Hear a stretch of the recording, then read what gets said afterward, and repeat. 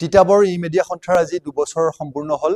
2 বছৰ পূৰ্তি উপলক্ষে আজি দ্বিতীয় বাৰ্ষিক প্ৰতিষ্ঠা দিৱস অনুষ্ঠিত কৰিলোঁ তিতাবৰ ক্ষুদ্ৰ চাহ খেতিয়কৰ কাৰ্যালয়ত।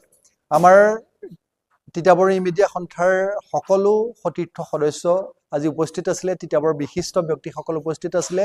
তিতাবৰৰ জনজীৱনৰ, সমাজ জীৱনৰ, শৈক্ষিক, ৰাজনৈতিক, সামাজিক, সাংস্কৃতিক সকলো দিশতে গুৰুত্বপূৰ্ণ ভূমিকা গ্ৰহণ কৰা পৰেশ বৰুৱাদেৱক আমি সম্বৰ্ধনা জনালোঁ। তেখেতৰ অৱদান তিতাবৰ ৰাইজে কেতিয়াও পাহৰিব নোৱাৰে।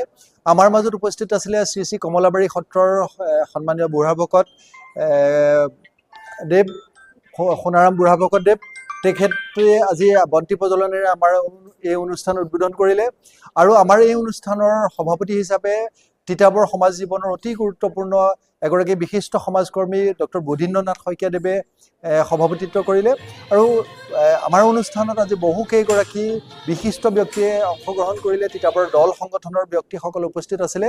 আমি সকলোৰে সহযোগত আজি এই ই মিডিয়া সন্থাৰ দ্বিতীয় বাৰ্ষিক প্ৰতিষ্ঠা দিৱস অনুষ্ঠিত কৰিলোঁ আৰু আমাৰ পুৱা ইতিমধ্যে পতাকা উত্তোলন, স্মৃতি তৰ্পণ হৈ গ'ল আৰু দিনজোৰা কাৰ্যসূচীৰে এই অনুষ্ঠান হ'ল।